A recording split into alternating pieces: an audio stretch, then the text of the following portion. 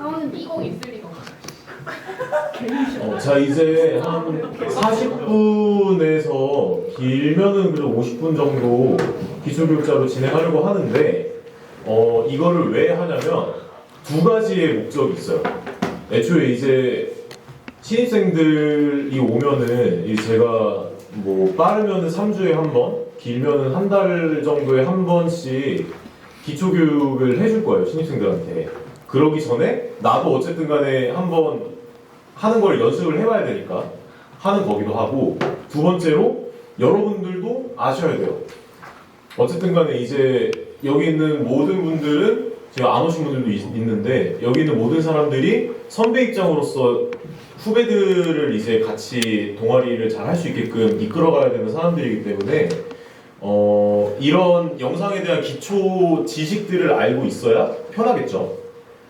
알고 있는 사람들도 있을 거고 모르는 사람도 있을 거예요. 특히 지금 이제 해주는 거는 엄청나게 기초적인 것들이라 웬만하면 다 알고 있을 거예요. 그래서 빠르게 그냥 영상으로만 만든 거니까 이거는 빠르게 할 거고, 이따가 제가 지금 나눠주신 자료가 카메라에 대한 뭐 화각이랑 뭐 그런 기초 자료들이에요. 그거는 살짝 어려울 수도 있어요. 어려울 수도 있는데 알아두면은 나중에 영상을 찍을 때 내가 카메라를 잡을 때 분명히 도움이 되는 것들이니까 오늘 배운 내용 진짜 조금이라도 알아가면은 그걸로 성공한 거라고 저는 생각을 합니다. 그러니까 어쨌든 간에 좀 길어도, 좀 어렵고 길어도 최대한 집중해서 들어주셨으면 좋겠어요. 그리고 지금 기초교육 자료도 제가 올려드릴 텐데, 만약에 종이 같은 게 잘 안 보이거나 이 화면 잘 안 보이면 휴대폰이나 패드 같은 걸로 보셔도 좋을 것 같아요.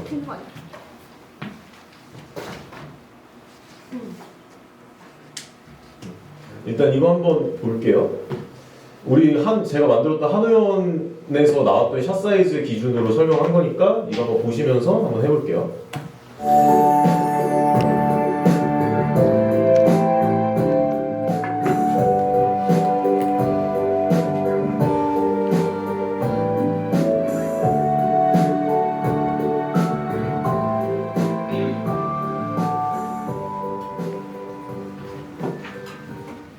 첫 번째로 익스트림 풀샷 다 아시죠? 익스트림 풀샷은 가장 넓은 화각으로 찍는 샷이라고 보면 돼요. 인물보다는 건물, 배경, 풍경을 바탕으로 하는 거고, 영상의 스토리가 진행될 때 스토리가 시작되고 끝나는 부분들, 그런 부분들을 뭐 스토리적으로 자연스럽게 이끌어 나갈 수 있게끔 하는 샷이라고 보면 됩니다.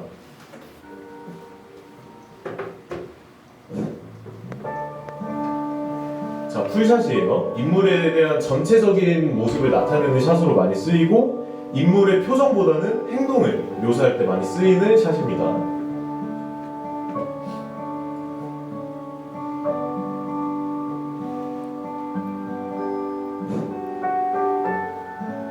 자, 그 다음 미디엄 샷이에요. 이제 점점 인물의 중점으로 맞춰지게 되고, 약간 두 명이서 대화하는 풀샷을 설명할 때 많이 쓰이는 샷입니다. 미디엄 샷.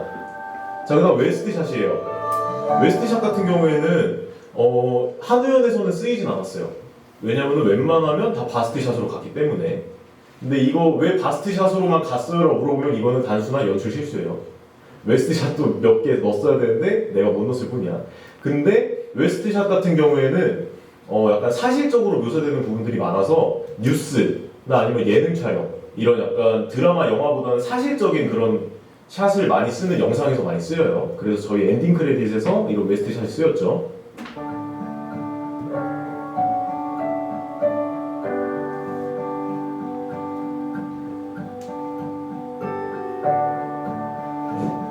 자, 그다음 바스트 샷입니다. 영상에서 가장 기본적인 샷이에요. 인물을 부각시킬 때 쓰이는 샷이고, 웨스트 샷보다는 조금 더 집중된 모습으로 약간 표정도 행동도 같이 묘사될 때 쓰이는 샷입니다. 가장 많이 쓰이는 샷이에요.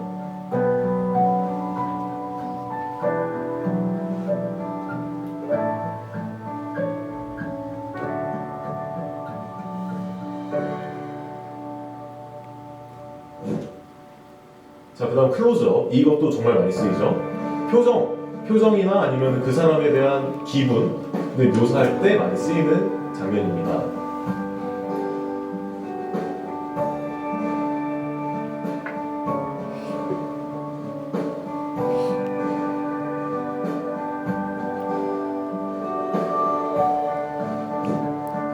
마지막으로 익스트림 클로즈업이에요. 익스트림 풀샷의 반대말이죠. 클로즈업보다 더 극대화해서 클로즈업을 한 거라고 생각하시면 됩니다.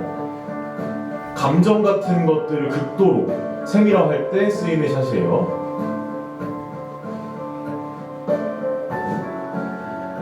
자, 그리고 이건 일반적인 샷 사이즈가 아닌데 오버 더 숄더 샷이라고 해서 OTS 또는 OSS라고 쓰입니다. 이 샷은 이제 인물이 두 명이서 대화를 할 때 한 명은 어깨 같은 거에다 걸고 나머지 한 명은 이렇게 얼굴 약간 클로즈업 된 상태로 많이 찍는데 이런 거는 서로 대화를 할 때 많이 쓰이는 장면이에요. 대화를 하는데 약간 집중되는 게 또 남자 배우한테 집중이 되죠. 하지만 여자 배우도 이 영상에 있다는 것을 알리는 그런 용도입니다. 두 사람이 같이 대화를 하고 있다는 거라는 거를 극대화시킬 때 많이 쓰이는 샷이에요.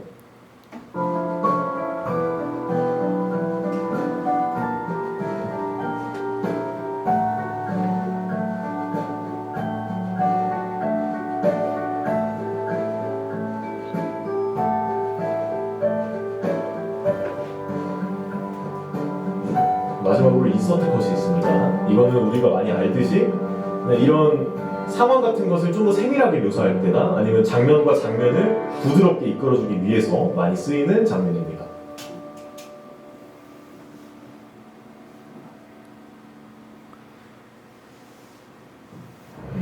이렇게 기본적인 샷 사이즈에 대해서 알아봤는데 혹시 여기서 궁금한 점 있으신 분?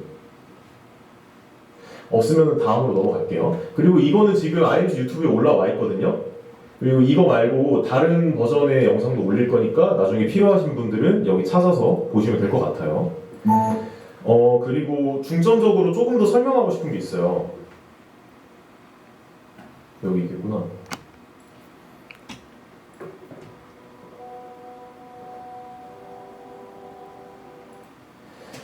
자, 여기서 이 구도에서 중점적으로 보이는 게 어떤 거라고 생각해요? 나무. 그런 약간 샷 사이즈 말고 어떤 연출 요소가 들어갔을까요, 여기서?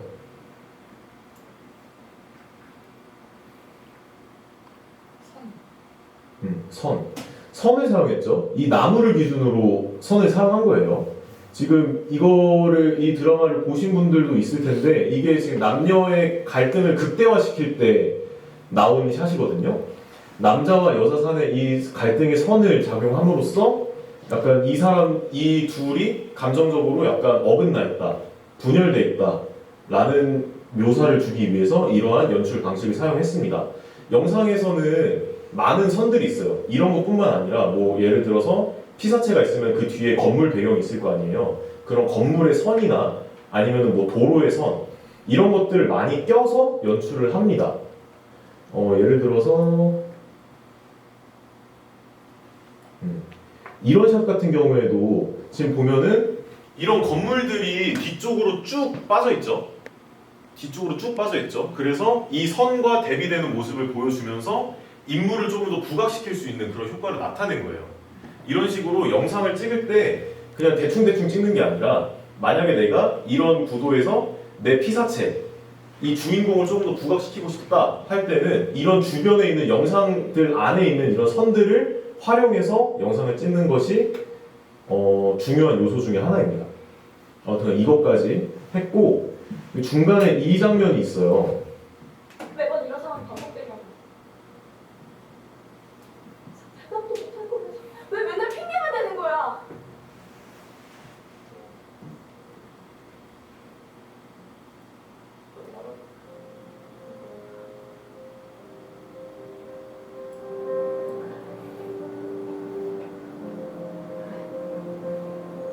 맨날 가.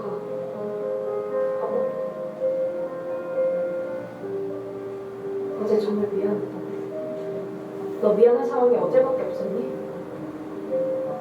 그리고 오늘도 이렇게 미안하단 말만 하고 가버리는 게. 자, 방금 샷에서 연출된 요소가 뭘까요? 방금 여기 남자 배우가 나왔던 곳. 익스트림 밖에 없었나요? 오버를 뭐 그것도 맞는데 안 나온 부분이 하나가 있어요. 너 미안한 상황이 어제밖에 없었니? 그리고 오늘도 이렇게 한 번 더 볼게요.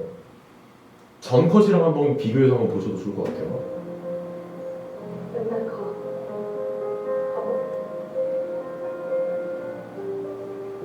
어제 정말 미안하다. 너 미안한 상황이 어제밖에 없었니? 그리고 오늘도 이렇게 미안하다만. 여기서 나온 연출 요소가 뭐가 있을까요? 핸드로 찍었죠. 약간 움직이죠, 샷이.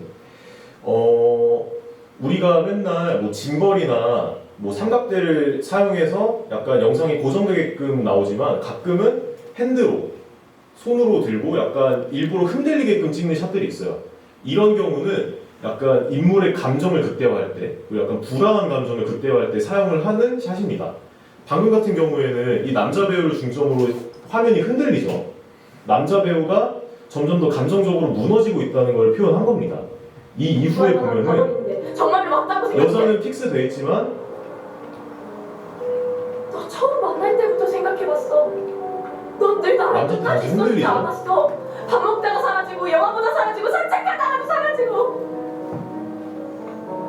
늘 말도 없이 끝에 당만 반복하면서 사라져. 여기서는 클로즈업이랑 같이 화면이 흔들리고 있죠. 점점 더 감정이 극대화되고 있고 여자 쪽에서도 이제 화면이 흔들립니다. 여자 쪽에서도 이제 감정이 많이 흔들리고 있다는 것을 묘사한 장면이에요. 이런 것처럼 연출이나 카메라 구도에서는 정답이 없어요. 아까 말했듯이 뭐 익스트림 클로즈업, 익스트림 프리샷, 뭐 바스트샷, 웨스트샷, 뭐 미들샷 이런 게 있지만 내가 원하는 연출 방식에 따라서 샷 사이즈를 바꿀 수도 있고 아니면은 그냥 손으로 들고 촬영을 할 수도 있는 거예요. 그러니까 연출하고 카메라를 잡는 방식은 정답이 없다는 거.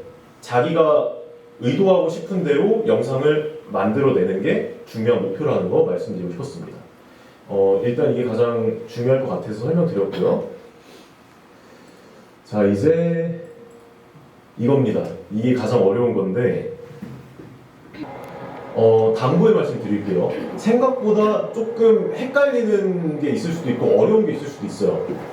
어려운 게 있다면은 바로 질문하셔도 좋고 나중에 따로 공부하셔도 좋습니다. 일단 카메라에 대한 기본 이론에 대해서 일단 제가 만들어 왔고요. 일단 우리가 갖고 있는 카메라 종류입니다. 현재 70D, 80D가 있고 EOS-R, 이번에 새로 나오신 호진이가 지금 촬영하고 있는 카메라가 이번에 새로 나온 카메라예요, 저희한테. 그리고 이런 렌즈들이 있다는 거. 근데 여기서 중요한 게 가장 아래 왼쪽, 오른쪽에 보면은 무슨 컨트롤 링 마운트 같은 게 있어요. 이거는 뭐냐면은 우리 옛날에 갤럭시 같은 경우에는 C타입 쓰잖아, 충전기를. 근데 그 전에 약간 파이핑 같은 거 쓴 거 아시죠? 옛날 충전기. 그런 거가 막 호환이 안 될 때 젠더 같은 거 끼웠죠. C타입 호환되게끔. 그런 역할을 하는 애예요. 이제 이 마운트 같은 경우에는 이따 설명하겠지만 지금 우리가 갖고 있었던 70D, 80D랑은 조금 다른 결의 카메라예요. 그래서 렌즈가 맞지를 않아요. 우리가 갖고 있는 렌즈가.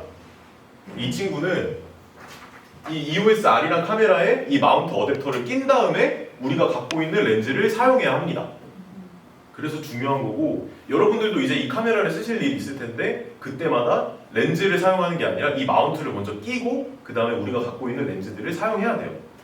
이게 중요한 거기 때문에 먼저 설명드립니다. 다른 렌즈 같은 경우에는 뭐 우리가 다 사용했던 렌즈들이니까 이거 넘어가도록 할게요. 여기가 조금 어렵습니다. 혹시 풀프레임이랑 뭐 크롭 바디에 대해서 들어본 적이 있나요? 풀프레임 바디, 크롭 바디 이런 거 들어본 적 있어요? 잘라서. 뭐 간단하게 설명하자면은 우리가 갖고 있었던 70D, 80D가 크롭 바디입니다. 이번에 새로운 바디는 풀프레임 바디예요. 이 차이점만 기억하시면 돼요. 나머지 자세한 설명들은 지금 설명할 건 아니에요. 여기 나와 있는 내용들은 그냥 참고만 하시고 나중에 알아서 공부하시는 게 좋을 것 같습니다. 굳이 알려드리자면은 크롭 바디랑 풀프레임 바디의 차이는 여기서 보면은 이 두 개 중에서 차이가 뭔 것 같아요? 차이점이 하나 있어요. 카메라에 잡히는 길이가 다른데 그 길이에 따른 이 근본적인 문제가 어디 있죠? 요 빨간색? 렌즈. 요 빨간색 뭐야 이거? 이미지 센서. 카메라에는 이미지 센서라는 게 들어가 있어요. 다. 우리가 과학 시간에도 기본적으로 배우는 것들이에요. 우리가 눈을 볼 수 있는 이유가 빛을 눈으로 통과해서 다시 우리 망막에서 다시 피사체를 반사시키는 방식으로 보잖아요. 카메라도 똑같습니다. 그래서 이 이미지 서클이라 이 피사체를 이렇게 반사시켜서 이미지 센서에서 다시 나가게끔 하는 방식인데, 크롭 바디랑 풀프레임 바디의 차이는 이 이미지 센서의 크기가 다릅니다.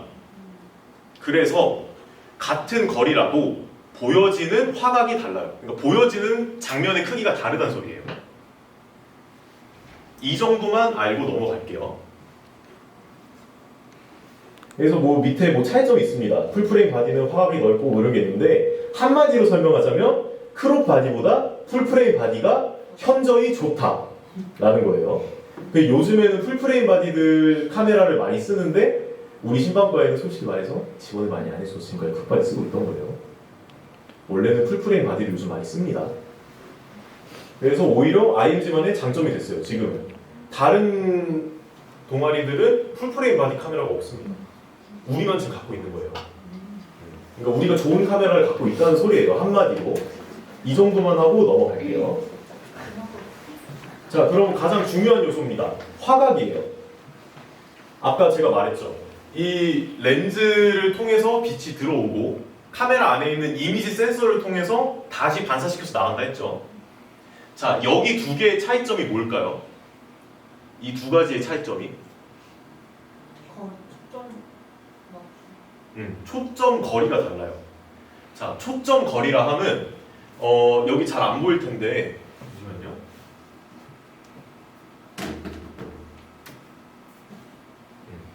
지금 이 사람이 이렇게 피사체를 통해서 이렇게 피사체가 렌즈를 통해서 들어가죠. 이미지 센서에 들어갔어요. 그럼 이 중간에 만나는 지점 있죠. 여기 이 지점을 초점이라고 해요. 초점은 다 알죠. 제2주점이라고도 말하는데 뭐 초점이라고 말하면 됩니다. 이 초점과 이미지 센서의 거리를 초점 거리라고 해요. 근데 이 친구는 얘에 비해서 더 길죠. 초점 거리가 길어지면은 얘랑 차이가 뭐예요? 지금 화각이 더 좁죠. 그러니까 더 가까운 것을 보인다는 뜻이에요. 그러니까 한마디로 초점 거리가 길면 화각이 좁아진다라고 말을 할 수 있는데, 이거 엄청 어렵게 풀어서 설명한 거거든요. 간단하게 말하면 줌인 줌아웃이에요. 이게 우리가 줌인하면은 더 가까운 걸 볼 수 있고, 줌아웃하면은 더 먼 것까지 볼 수 있는 거잖아요. 이거를 조금 어렵게 풀어서 설명한 거예요. 그럼 왜 이거를 어렵게 풀어서 설명했냐? 바로 이 밑에 있는 애들 때문이에요. 자, 아까랑 차이점이 뭘까요? 지금 이거는 초점 거리는 같아요. 근데 여기서의 차이점은 뭘까요? 이미지 센서. 이미지 센서의 크기가 다르죠. 자, 그럼 우리는 여기서 알 수 있어요. 같은 초점 거리더라도 이미지 센서가 작으면 어떻게 된다? 화각이 좁아진다 라는 거예요. 지금까지 이거는 풀프레임 바디랑 크롭 바디의 차이를 알려주기 위해서 좀 어렵게 풀어낸 거예요. 오케이? 우리는 딱 두 가지만 알면 돼요. 초점 거리에 따라서 보여지는 화각이 다르고, 이미지 센서의 차이에 따라서 보여지는 화각이 다르다 라는 것만 생각하시면 돼요. 간단하게 설명해서 그냥 줌인 줌아웃 하면 된다. 줌인 줌아웃에 따라서 뭐 보여지는 크기가 다르고, 카메라의 종류에 따라서 보여지는 크기가 다르다라고 얘기를 하는 거예요. 여기까지 어려운 점, 질문 없으면은 다음으로 넘어갈게요. 자, 그러면 우리 이제 초점에 대해서 얘기를 했으니까 초점 거리에 대해서 한번 알아볼게요. 초점 거리라 하면 우리 맨날 촬영할 때 막 2470 갖고 와라, 뭐 55 렌즈 갖고 와라 이런 얘기 하죠. 그거예요. 55 렌즈는 초점 거리가 55mm인 렌즈를 말해요. 이 초점 거리에 따라서 보여지는 화각이 다르겠죠. 자, 여기 보면은 이 여자아이가 있는데 점점 가면 갈수록 얘가 가까워지죠. 이게 바로 초점 거리가 달라서 그래요. 한마디로 줌인을 해서 그런 거예요. 줌인을 해서. 그러면은 우리 초점 거리에 대한 보편적인 그런 개념에 대해서 한번 배워볼 텐데, 여러분 우리 휴대폰 카메라 보면 막 망원 렌즈, 광각 렌즈 이런 거 들어봤죠? 그 차이 그 표현이 여기서 쓰여요. 광각은 어떨 때 쓰여? 보통? 더 넓게 찍고 더 넓게 찍을 때. 예를 들어서 뭐 우리 자취방 같은 거 구할 때 막 최대한 멀어 보이게 찍으려고 광각으로 찍잖아요. 반대로 망원 렌즈는 언제 쓸까요? 가까이 가까울 때. 우리 망원 렌즈 하면 가장 생각나는 거 뭐야? 망원경. 멀리 있는 거를 가까이 보고 싶을 때 쓰는 게 망원경이잖아. 그게 바로 망원 렌즈예요. 그냥 이건 간단히 그냥 기술을 나눈 건데, 초점 거리가 16 이하일 때는 초광각이라 부르고, 16부터 24는 광각, 뭐 35부터 50까지 표준, 뭐 70부터 200은 망원 이렇게 부르는데, 이거는 필요 없습니다. 이거는 그냥 이런 개념이 있다라고만 알아두시면 돼요. 그러면은 이거 하나만 알고 갈게요. 그러면은 초점 거리에 따라서 화각이 무조건 비례하게 바뀔까요?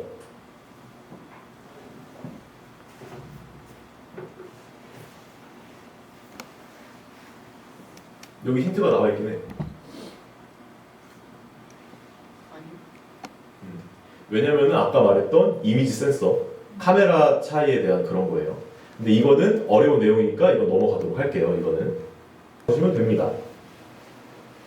자, 그럼 그 다음으로 넘어갈게요. 우리가 초점거리에 대해서 알았으니까, 그러면은 어떤 장면에서 원활한 초점거리를, 어떤 장면에서 적절한 초점거리를 찾아서 촬영을 해야 원활하게 나올까라는 거예요. 사람들이 영상을 찍으면서 다양한 초점거리에서 다양한 화각에서 촬영을 했는데, 가장 예쁘게 나오는 화각을 사람들이 찾았어요. 그래서 그 기준을 6가지로 나눴는데, 바로 16mm, 24mm, 35mm, 50mm, 85mm, 125mm. 이게 가장 예쁘게 나온대요. 보여지는 화각이, 보여지는 장면이 가장 예쁘게 나온대요. 뭐 16mm는 아까 말했던 16mm로 찍을 때는 아까 우리 샷 사이즈 배웠었죠. 어떤 샷 사이즈에 많이 쓰일까요? 익스트림 풀샷 익스트림 풀샷. 익스트림 풀샷을 이 16mm로 많이 찍습니다. 이런 내용이에요. 아까 그 샷 사이즈에 대해서 연관지어 생각해보면 이제 이게 좀 더 이해가 쉽겠죠. 24mm는 뭐 그냥 일반적인 풍경 찍을 때 많이 찍고요. 35mm는 뭐 그냥 사실적인 거 찍을 때. 지금 이 호진이가 찍고 있는 렌즈가 35mm 렌즈예요. 가장 일반적으로 나오는 장면이기 때문에 지금 우리가 찍고 있는 이 영상은 강의하는 거를 알려주려고 하는 영상인 거잖아. 그래서 35mm 렌즈를 써서 쓴 거예요. 촬영을 하고 있는 거예요. 가장 표준이 되는 렌즈이기 때문에. 50mm도 같은 메커니즘입니다. 사람의 눈과 가장 비슷해서 가장 사실적으로 보이게 되는 친구예요. 뭐 85mm, 135mm 넘어갈게요. 그냥 예쁘게 나온다. 뭐 예쁘게 나온다예요. 그냥 이렇게만 넘어갈게요. 그래서 자기가 원하는 샷 사이즈나 구도를 찍고 싶을 때는 이러한 렌즈들이 있다는 거 알아두셔야 돼요. 자, 그리고 이게 가장 중요합니다. 어렵지만 가장 중요해요. 혹시 촬영을 할 때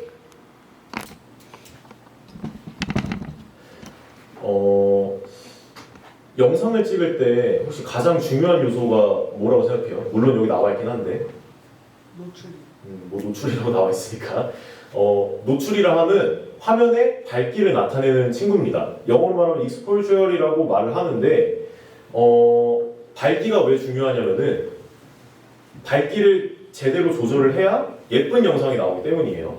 뭐 당연한 얘기겠지만 우리가 사람의 눈은 밝을 때는 눈을 찌푸리죠.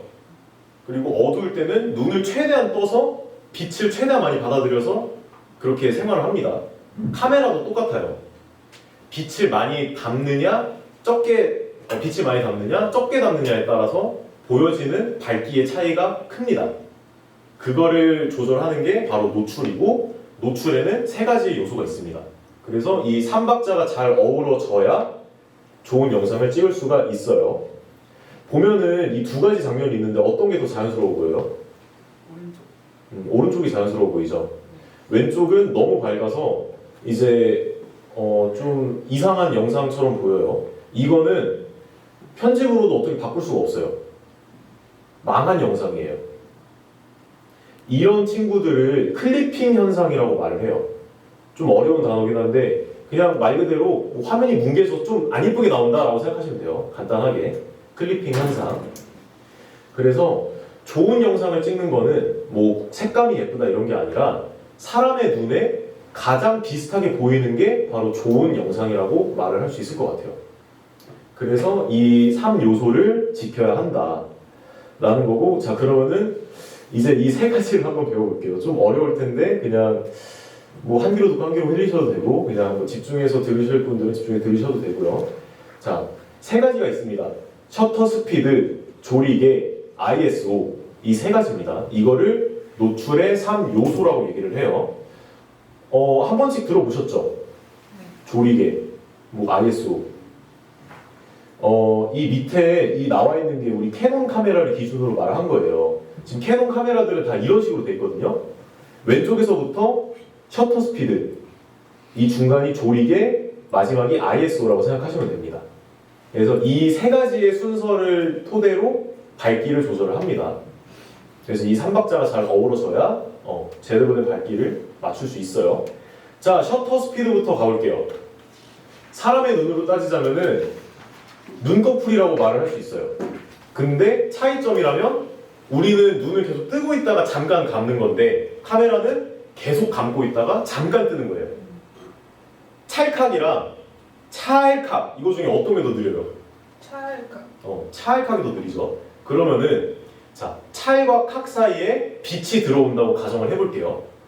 찰칵, 찰칵 어떤 게 더 빛이 많이 들어올까요? 찰칵. 더 긴 거, 찰칵이 더 들어오겠죠? 이게 바로 셔터 스피드입니다. 찰칵이 셔터 스피드예요. 자, 그러면 좀 더 어렵게 가볼게요. 60분의 1, 400분의 1이 있어요. 어떤 게 더 빠른 애일까요? 4분의 당연히 400분의 1이 빠르겠죠. 이 옆에 있는 숫자가 빠르면 빠를수록 셔터 스피드가 빠릅니다. 그러면 빛의 양은 적어지는 애예요. 이것만 알고 갈게요. 더 자세한 내용들이 있는데 이거는 넘어가겠습니다. 뭐 굳이 하나 더 설명하자면은 빛의 양도 조절을 할 수 있지만 잔상 같은 것도 남아요. 왜냐면 우리가 뭐 가만히 서 있는 영상을 찍진 않을 거 아니에요. 우리가 막 뭐 머리 만지는 거 이렇게 찍을 수도 있고 팔 움직이는 것도 찍을 수 있고 하잖아요. 찰칵일 때 이 팔 움직이는 양을 이 정보값을 더 많이 받아들이겠죠. 그래서 셔터 스피드가 느리면 느릴수록 잔상이 생깁니다. 지금 여기 화면이 좀 어두워서 안 보일 것 같은데 약간 그 엑스맨의 그 퀵실버인가? 빠른 애? 아무튼 그 엄청 빨라가지고 막 잔상 확 나는 애 있죠. 그런 거를 찍을 때 바로 셔터 스피드를 엄청 낮추는 거예요.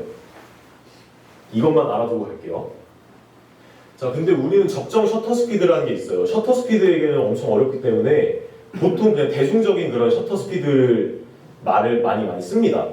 우리 FPS 많이 들어봤죠? FPS, 프레임 per second라고 하는데 그냥 1초에 들어가는 프레임 수예요. 사진의 개수. 영화의 기본 프레임 단위는 24프레임입니다. 그리고 특히나 우리 IMG가 많이 쓰는 프레임 수는 30프레임이에요. 여기에 2배를 곱하면 그게 적정 셔터 스피드입니다. 영화를 찍을 때는 우리가 FPS 24로 두고 찍으니까 그러면은 셔터 스피드는 어떻게 둬야 되겠어요? 48에 두면 되는데 48이라는 셔터 스피드는 없습니다. 그래서 가장 비슷한 값인 50에 두고 찍는 거예요. 그럼 반대로 FPS 30으로 찍을 때는 셔터 스피드 60으로 두고 찍으시면 됩니다. 뭐 만약에 내가 FPS를 60으로 두고 찍을 거야. 그럼 셔터 스피드는 120에 두고 찍으면 돼요.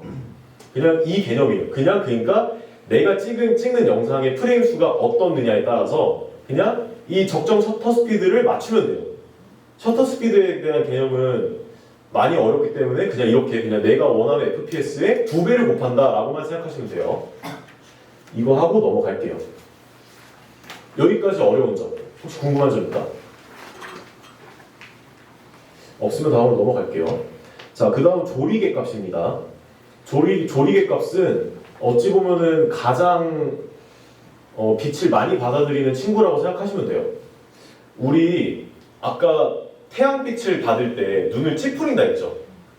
조리개 기준으로는 조리개를 열은 걸까요? 닫은 걸까요? 여는 거. 다른 거. 닫은 거지. 닫아야 빛이 조금만 들어오잖아. 그 개념이에요, 그냥.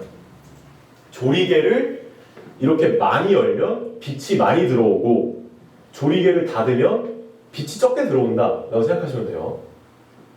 지금 보면은 예시 사진을 들고 왔는데, 조리개를 얼마나 여느냐 닫느냐에 따라서 보여지는 사진의 품질이 다릅니다. 자, 어떤 게 가장 적당해 보여요?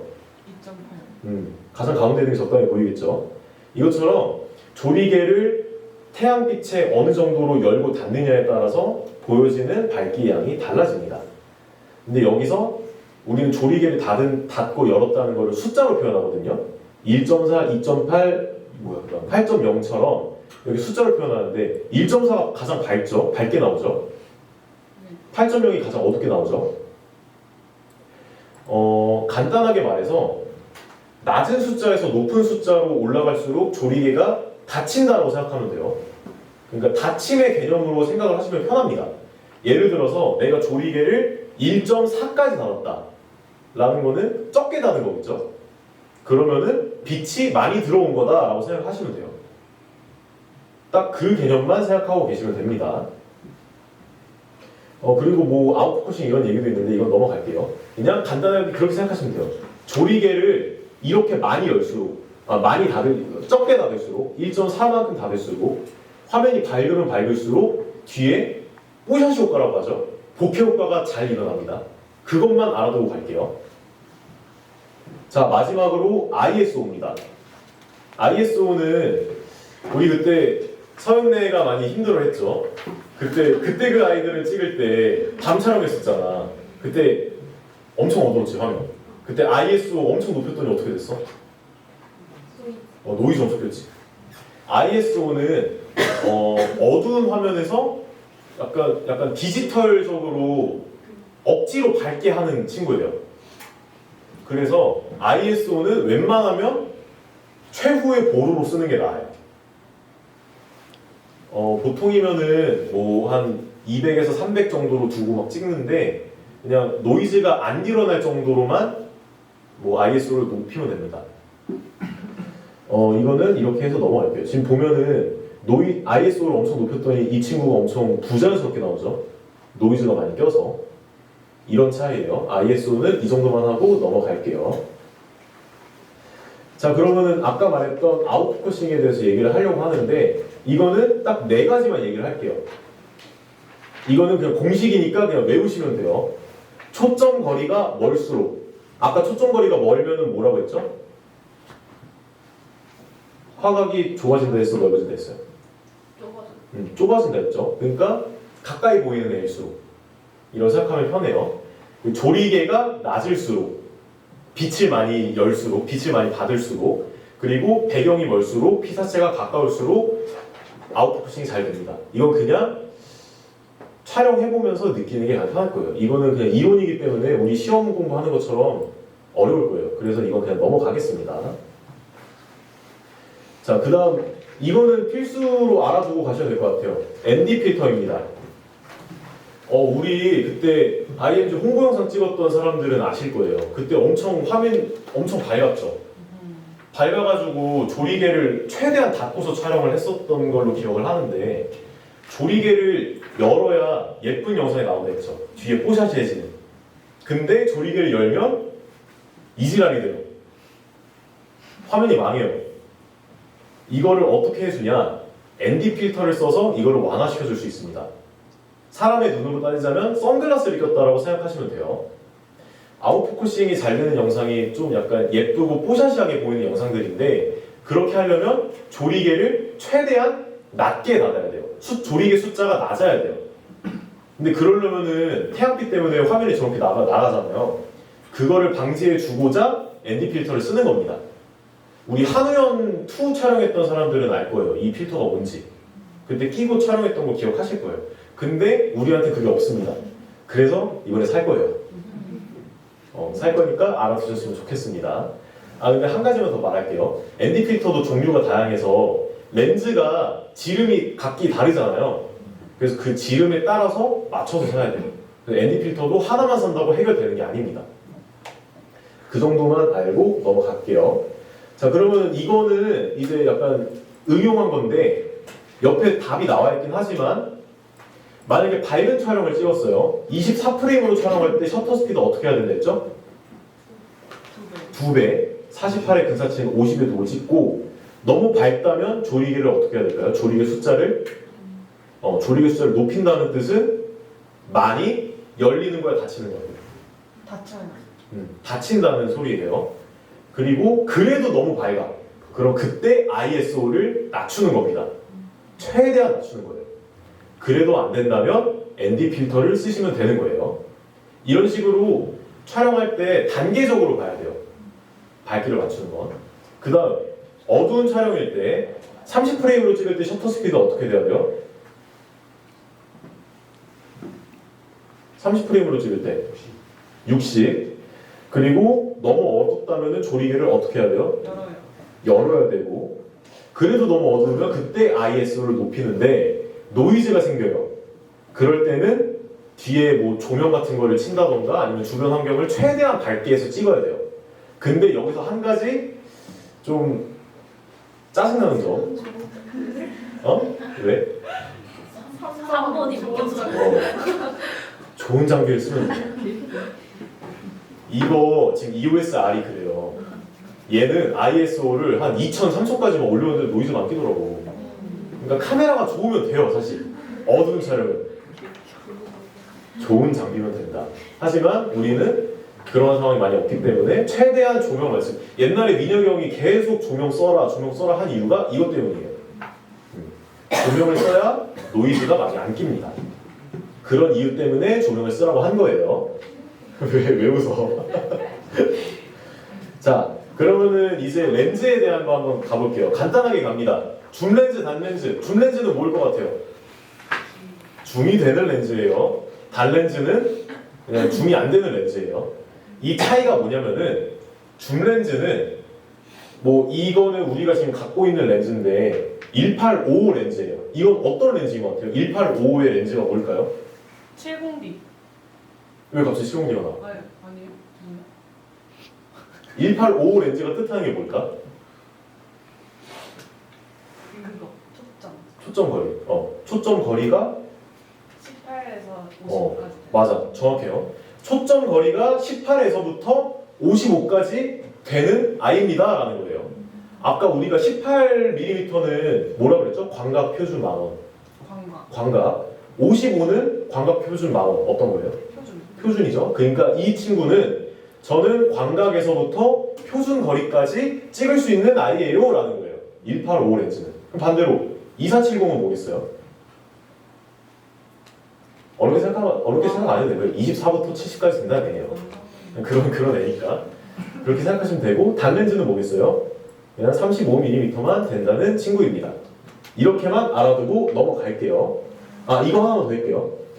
뭐 줌렌즈의 장점은 다양한 화각을 커버할 수 있다는 게 장점이고, 단렌즈의 경우에는 화각은 하나지만 아웃포커싱이 조금 더 잘 됩니다. 이유는 뭐 나중에 심화 과정 할 때 설명드릴게요. 그냥 단렌즈가 조금 더 예쁘게 나오고 줌렌즈는 뭐 다양한 화각을 쓸 수 있고 그 정도로만 알아두고 가시면 될 것 같습니다. 그래가지고 우리가 영상 찍을 때 늘 아쉬웠던 점이, 우리 맨날 그냥 렌즈 그냥 카메라 가방 안에 있는 렌즈 그냥 껴서 했었죠. 렌즈를 다양하게 쓴다면은 그것보다 더 좋은 영상, 더 좋은 예쁜 영상들을 찍을 수 있었을 텐데 우리가 렌즈에 대한 개념을 모르다 보니까 그동안 그냥 가방 안에 있는 거 그냥 무지성으로 그냥 껴서 찍은 거예요. 이제부터 이걸 알았으니까 최대한 내가 원하는 구도를 찍을 수 있게끔 한번 노력을 해보는 거, 그냥 렌즈를 다양하게 교체해서 찍어보는 것도 한번 해보셨으면 좋겠어요. 자, 아까 말했듯이 렌즈의 종류는 이런데 이거 세 개 다 저희가 갖고 있는 렌즈거든요. 갖고 있는 렌즈인데 렌즈에 따라 좀 차이가 있어요. 이게 왜 중요하냐면은 우리가 사실 70D, 80D만 갖고 있을 때는 이것까지는 안 알아도 돼요. 근데 이제 EOS R이라는 카메라가 왔기 때문에 알아둬야 되는 겁니다. 휴대폰에도 뭐 갤럭시 S, 뭐 갤럭시 A 이런 게 있듯이 렌즈에도 종류가 다양해요. 우리가 사용하고 있는 렌즈는 EF 렌즈, EFS 렌즈, RF 렌즈가 있어요. 세 가지가 존재합니다. 간단하게 설명해서 EF랑 EFS 렌즈는 70D, 80D에 쓰일 수 있는 애들이에요. 뭐 자세한 거는 뭐 이 밑에 표가 나와 있으니까 그거 보시면 될 것 같고, 그냥 우리 ING 기준으로 설명할게요. EF랑 EFS 렌즈는 70D, 80D에 쓰이는 아이입니다. 반대로 RF는 어디에 쓰이겠어요? EOS. 요 EOS 카메라에 쓰이는 아이입니다. 근데 아까 제가 처음에 강의 시작하기 전에 마운트 하나 설명했었죠. 그 마운트를 이 EOS 카메라에 낀다면 요 70D, 80D에 쓰일 수 있었던 이 EF 렌즈를 쓸 수 있어요. 오케이? 여기까지 이해됐죠? 네. 근데 EFS 렌즈는 못 씁니다. 이거는 뭐 아까 말했던 뭐 크롭바디에 뭐 사용되는 렌즈이기 때문에 뭐 이건 하는데, 어차피 EFS는 그냥 이제 웬만하면 안 쓴다고 생각하시면 돼요. 우리는 이제 EF 렌즈랑 RF 렌즈만 많이 사용한다고 생각하시면 돼요. 간단하게 설명해서. 이 렌즈 같은 경우에는 다 옆에 큼지막하게 써져 있거든요. RF인지 EF인지 EFS인지. 그래서 이거 구분해서 사용하시면 될 것 같습니다. 여기까지 궁금하신 점? 이거 뒤에 F 있는 거는 조리개 값이. 이 F요? 아니요. 어떤 거요? 위에 뭐야? 보면은 이 부분이. 아, 요거? 맞아. 조리개 값이야. 그러면 3.5에서 5.6이면 3.5에서 5.6까지만 되면. 방금 좋은 질문 했는데 이거는 바로 다음 내용에서 나올 거거든요. 그때 설명해 드릴게요. 자, 마지막으로 렌즈 읽는 방법입니다. 이거는 왜 알아야 되냐? 우리가 지금까지 초점 거리랑 렌즈에 대해서 얘기를 한 거잖아요. 그래서 이 렌즈가 어떤 형식의 렌즈인지를 알아둘 필요가 있어요. 거의 다 왔으니까 이것까지만 하고 강의 마치도록 할게요. 렌즈는 뭐 일단 이거 예시로 든 건데 이런 식으로 써져 있어요. 렌즈에. 렌즈 있나 지금?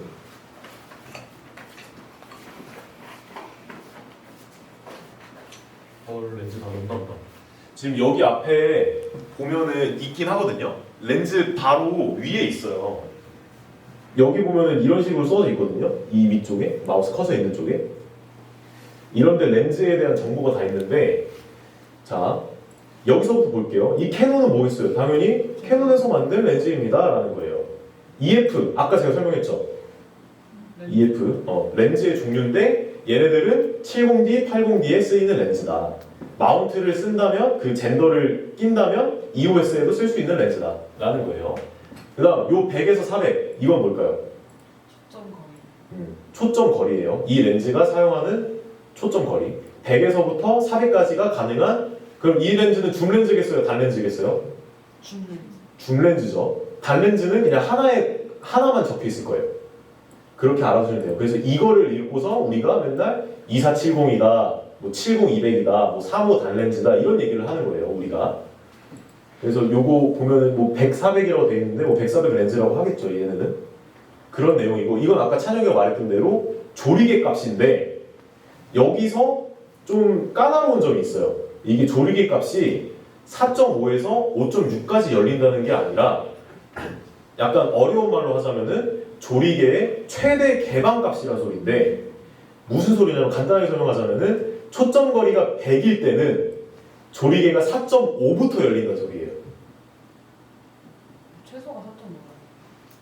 최소가 4.5, 숫자로는 최소인데, 그러니까 조리개가 4.5만큼까지 열린다는 소리, 닫힌다는 소리. 그러니까 빛을 많이 받아들이는 정도가 4.5까지라는 거야.